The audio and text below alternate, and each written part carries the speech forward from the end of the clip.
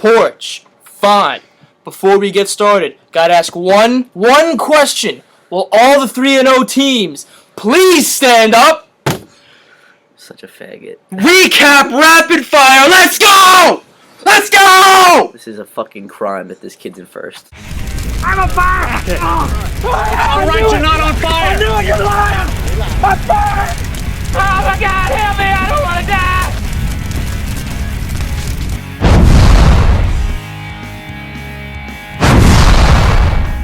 We begin with last week's game of the week. Pursuit over. Fonte shot himself in the foot this week by sitting Ruben Randall and trading Darren Sproles. Stafford played like shit. Ivory literally didn't even touch the field. Odell Beckham and Julio couldn't do the job this week. Cam Newton and Greg Olsen carried Mark's squad. No one else really showed up. Well, Antonio Brown did, 16.3. That's an upset victory for Mark. Tough loss for Font. Love both of these two teams going forward, both top 5 teams. Well done.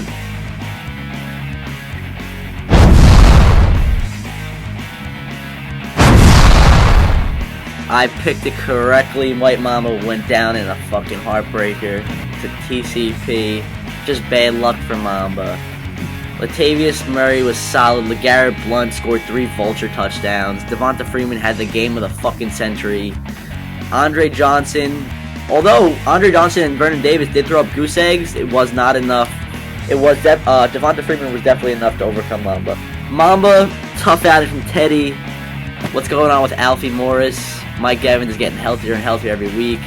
I love Amari Cooper. Just a bad luck loss for Mamba. Nothing you could do there.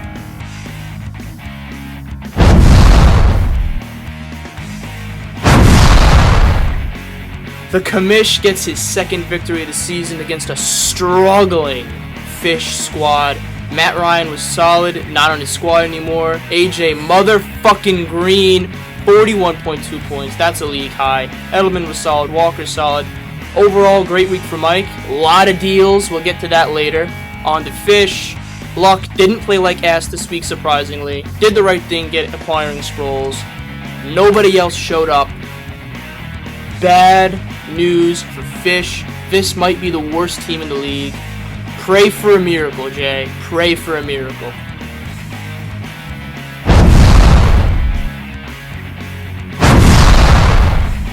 Next matchup, we got Real Young Gun and Derp. I look at this team and I want to jump off the Brooklyn Bridge. I do not like either team or either owner as a person. Big Ben left the game early for Derp. Only put up 6 points. Jeremy Hill has yet to find his groove. Why are you starting Matt Jones? Keenan Allen is a great option week in and week out. B. Marsh, throwback to 2010. He is looking great. And same throwback with Larry Fitz. Holy shit. Real Young Gun starts Ryan Fitzpatrick. You should have lost right there and then. Matt Forte and Isaiah Crowell need to pick it up for him. Brandon Cooks is nowhere to be found. He's not even close to what we thought he would be, especially with Breeze's health in question. Now he's questionable. We'll see what happens.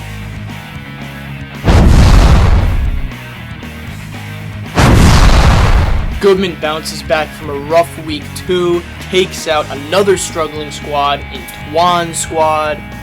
Steve Smith Sr. and DeAndre Hopkins combined for 50+. Phil Rivers didn't feel like showing up, but Gore sure as hell did.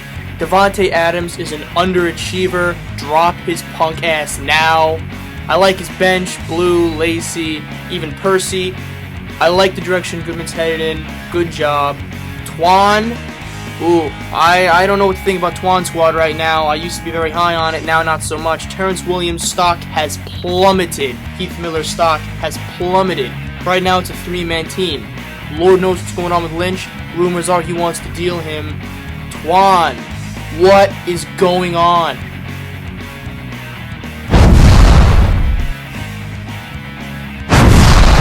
In a Monday Night Miracle, New England Fortress beats Magic Man El Diablo. What a rough game for MMED. It comes down to literally the last seconds of the game. Wilson had a nice game. AP is looking phenomenal.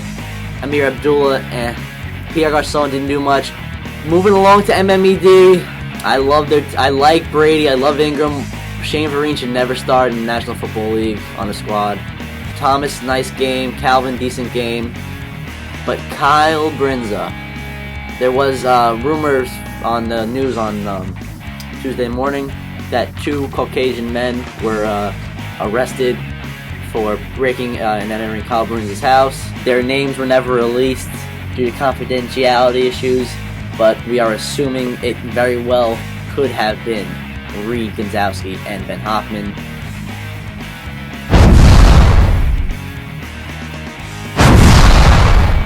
Holy shit. Where did this come? Sports scores a league high 166.5. Rogers, Randall, CJ2K immediately paying off with that deal. Bet Mike wishes he had that one back. James Jones, Kendall Wright, just nothing, everything went right for sports. I don't think it's legit yet. We'll find out next week. Pickers, you gotta believe. I believe. Cat played like shit, but even if they played Dalton, it wouldn't have mattered. Jamal did his thing. Cobb did his thing. Bad luck for the Pickers. If they play anybody else, they win. Better luck next week. You're not on fire, Ricky Bobby! I'm on fire!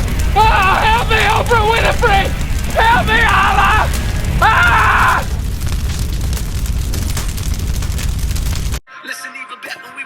I would like to introduce our first guest on this show, Daniel Koster, the White Mamba, also known as a guy that carries his team on the back and has a co-owner that doesn't know how to do 1 plus 1 equals 2. Before Dan helps us analyze the league, we have our own prepared questions. Oh, that's my first one. Dan, you shocked the world bringing Kevin Sinator into your organization. What is his role in this team? If any. Sin's role is very, very limited.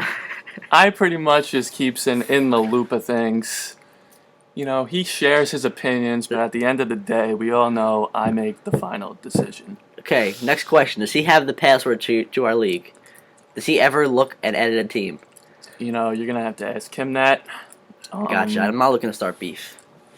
I'm not too sure if he's even in the league. Interesting. As a I haven't heard. co-owner. Boy, oh Is he boy. even in this group chat? I have not seen his name pop up once. I am not sure. I mean, that is Interesting. true. The kid is lost and missing in action right now. I need to know how you feel about having your backs full strength again. Arian coming back this week. We don't know if he's coming back this week. Hopefully he's coming back. He has a great matchup this week, but it doesn't matter what matchup he has. It's Arian Foster. Arian Foster Care. I'm telling Foster you, and Bell. I mean, It's just a dream of a duo. there were a couple of trades this week, mostly involving the commission, Mike Didino, and this man, Dan Koster. What was the trade again? I send it over Sam Bradford, Ryan Matthews, and Jarvis, and I received Mr. Starks, Who Cares, and Matt Ryan. What do you think about that deal? Why'd you make the deal? When you have 10 points combined in 2 weeks from your Qs, you gotta do something. I feel like I have enough depth at wideout with Cooper Evans and Alan Hearns and, you know, some other practice squad members that, you know, I'm not too sure if Jarvis could get into the end zone to my liking. Absolutely. We hear it from the man Got himself. Ryan Tannehill throwing him the ball. I like Tannehill. Don't make fun of Ryan Tannehill. Let's talk about Mike Didino for a moment. Mr. Fontanella has a couple of words to say about Mike Didino. Let's see what I'm very interested to see. I don't even know what he's going to say. I'm here, so I won't get fined. That's all I have to say about that. You motherfucker. All day you've been talking about how I'm gonna go off. I'm gonna go for a 2-minute rant. comment. I'm gonna go for a 2-minute. Oh, No. the second he walks down my basement, he goes, "I'm ready to go off." No comment. What about Bove? I am a big Dombo fan. What? Me and Dombo spoke on the phone. We had a lengthy 2-hour phone conversation. We squished the bugs. Like to just give the league a little bit of a reminder of why I am the executive of the year. On Tuesday, after the tough loss, I had I had the team over for supper. Okay. I can't.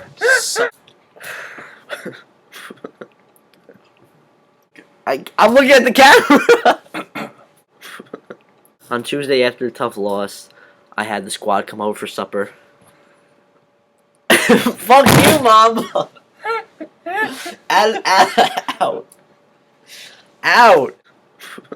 After the crushing loss on Tuesday, I had the team over for a team supper. I had I had LaShawn say grace.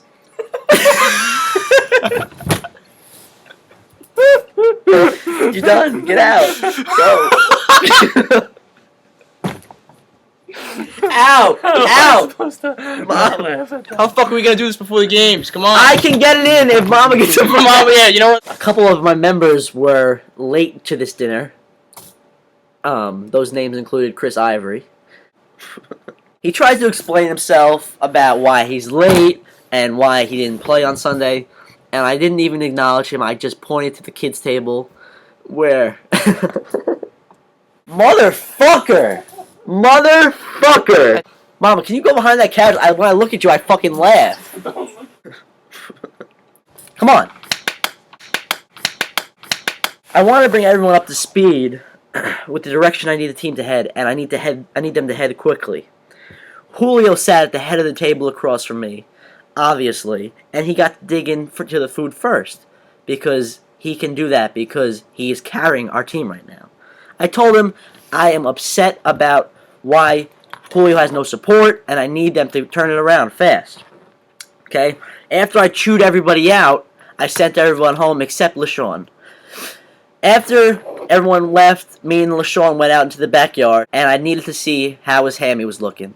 So I had him run some carries out. I was a quarterback. We had him run, you know, some seams. He looked good. He looked good. He may sit out this week, he told me, because him and Rex had a conversation. But moving forward, LaShawn McCoy is going to return to LaShawn McCoy form. So I just wanted to let everybody know that's what went on Tuesday. What did you guys do? Time to preview next week's matchups.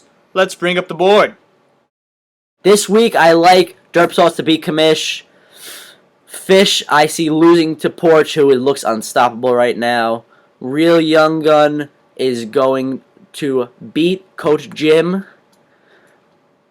And MMED is going to wipe the floor with the Long Island Pickers and en route to their second win. Porch, can you finish up these last two matchups? Absolutely. Twan Squad, are you saying pal? I think Mark runs away with that one. And then we got Team Fontanella taking on TCP. I'm going to stick with Font. I think he takes out TCP. It's going to be a tough loss this week. Now, as every week, as usual, we will have an in-depth look at our game of the week. The White Mamba takes on the dreaded, villainous, tyrannous, disgusting, crying Sports. I'd like to ask New England Porches what he thinks of this upcoming matchup.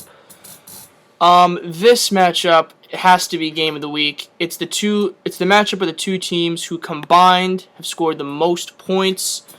You know, this is a big week for Sports. You know, last week he went off. He's top 3 in scoring right now. This will be the week where we find out if Sports is legit. To do it, he's got to take out a very solid team in Mamba. Personally, I think if Foster's healthy, I don't think it's even close. I love Mamba's team. It's very well-rounded. Sports, it's just not that well-rounded. I think it's very circumstantial. I think Mamba wins this one by a score of 109 points to Sports with a measly 89. Mamba, real quick, can we get your opinion on this matchup and who you like at the end of the day? I think if Foster plays, it's a no-brain win. I think Marvin Jones scores 2 touchdowns this week in my flex. Bold. And I don't think Words. Sports is dropping another big-time week. Well, yeah, I don't see it. There's no way he's gonna throw 2 weeks in a row. I mean, you notice it's a pattern in sports. He acquires these players and they go off for 1 week. There's no chance Ted Ginn has a good week. Ted Ginn Jr. If Ted Ginn goes off, that proves that God is a sports fan. Team Jacobs will fall to 2-2. Power Rankings Week 4 update. Before we sign off, Power Rankings are back. Remember where you were ranked, because we're not going to mention it. Power Rankings, Let's do it! Feel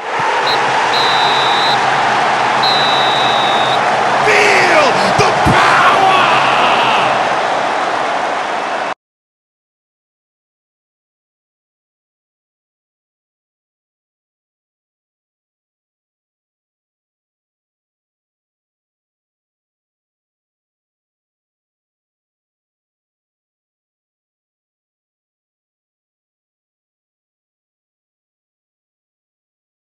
These are our power rankings. If you got a problem, there's two things you can do. You can fucking complain like a bitch, or you can go out and win and impress the league.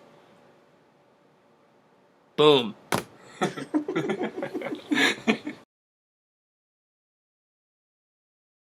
We would like to sign off now. Thank you for sticking around for the 2-hour video. It's going to be another fun, nail-biting week. Good luck to all owners. See y'all next week.